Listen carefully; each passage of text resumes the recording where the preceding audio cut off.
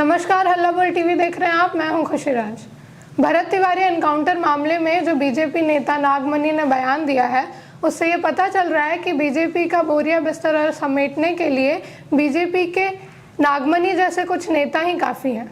उन्होंने क्या बयान दिया है, इस पर जानकारी देंगे हल्ला बोल टीवी के संपादक दीपक शर्मा। देखिए, जो नागमणि ने कहा है उससे भारतीय जनता पार्टी को बड़ा नुकसान होगा।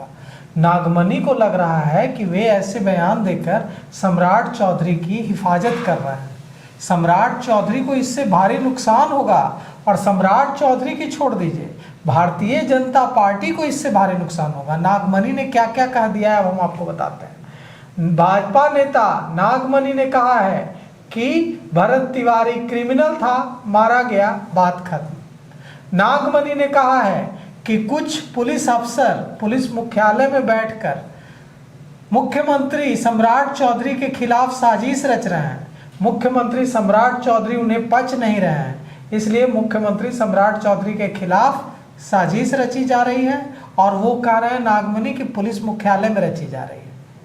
नागमणि ने जो बातें कही है उससे भारतीय जनता पार्टी का वोट बैंक जो है वो इतना ज़्यादा नाराज हुआ है कि लंबे समय तक इसकी भरपाई कर पाना भारतीय जनता पार्टी के लिए मुश्किल हो जाएगा। नागमणि ने क्या कहा है हम आपको बताते हैं। नागमणि ने कहा है कि बिहार पुलिस के कुछ अफसर सरकार के खिलाफ साजिश रच रहे हैं और पुलिस मुख्यालय में बैठकर सम्राट चौधरी सरकार के खिलाफ जो साजिश रची जा रही है उसमें कुछ बड़े पुलिस अफसर शामिल हैं और यह सम्राट चौधरी मुख्यमंत्री के रूप में इन्हें पच नहीं रहा है।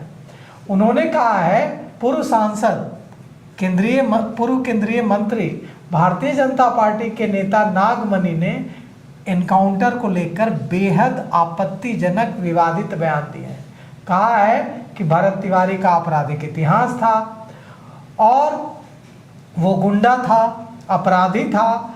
बिहार पुलिस के कुछ बड़े अधिकारी जानबूझकर सम्राट चौधरी की छवि को नुकसान पहुंचा रहे हैं और कहा है उन्होंने कि सब ठीक नहीं चल रहा है, सारे पुलिसकर्मियों पर हत्या का मुकदमा दर्ज हो गया, ये गलत है, हत्या का मुकदमा दर्ज नहीं होना चाहिए था। नागमणि ने कहा है कि कुछ पुलिस ऑफिसर सम्राट चौधरी के खिलाफ षड्यंत्र रच रहे हैं। ये जितना ताना बाना जो बुना जा रहा है, कुछ लोग सम्राट चौधरी को मुख्यमंत्री के रूप में पचा नहीं पा रहे हैं, इसलिए ये तिल का ताड़ कर रहे हैं ताकि सम्राट चौधरी की इमेज को खराब किया जा सके।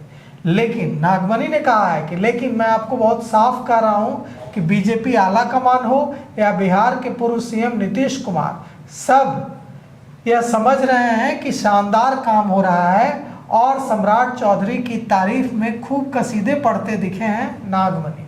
उन्होंने कहा है कि लॉ एंड ऑर्डर को जिस तरह से चुस्त दुरुस्त करने के लिए सम्राट चौधरी ने काम किया है, उन्होंने जो कहा है कि अपराधियों को 13वीं के दिन माला पहना दीजिए यानी उनका एनकाउंटर कर दीजिए, यह जो है एकदम सही ठहराया है और यह भी कहा है कि यह एक अपराधी था जो मारा गया और यहीं पर बात खत्म हो गई।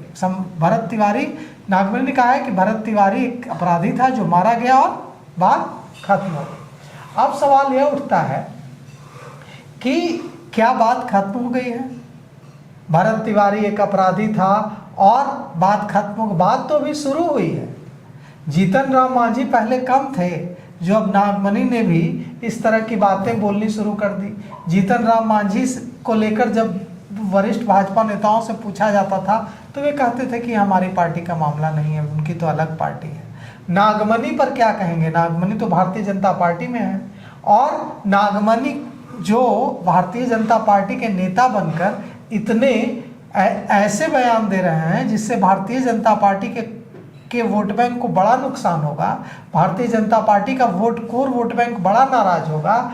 वो खुद कितनी पार्टियों में रह चुके हैं वो आपके हाथों की उंगलियां कम पड़ जाएंगे।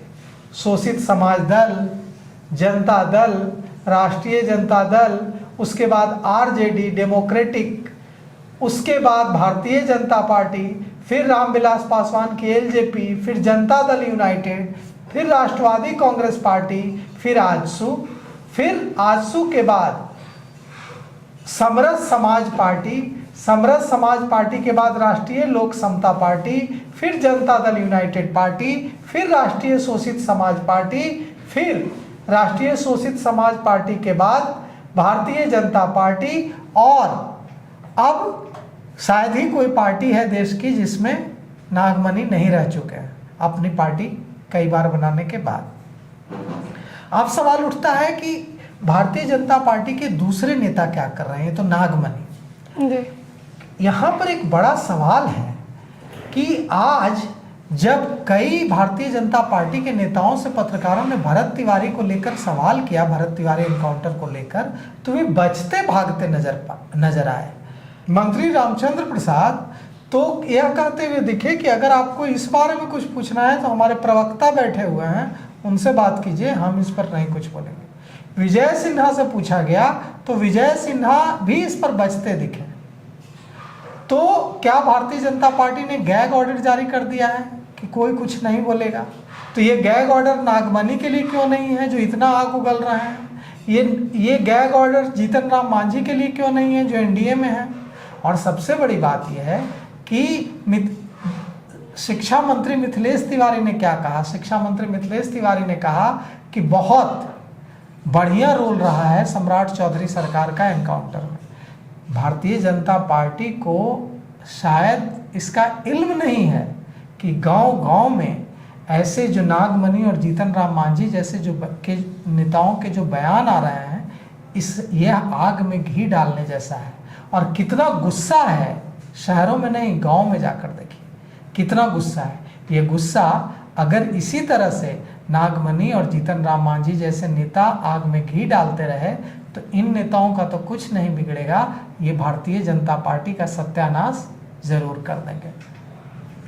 तो सुना आपने, इन सब पे आपकी क्या राय है हमें कमेंट बॉक्स में बताएं। आगे की खबरों के लिए देखते रहे हल्ला बोल टीवी। धन्यवाद।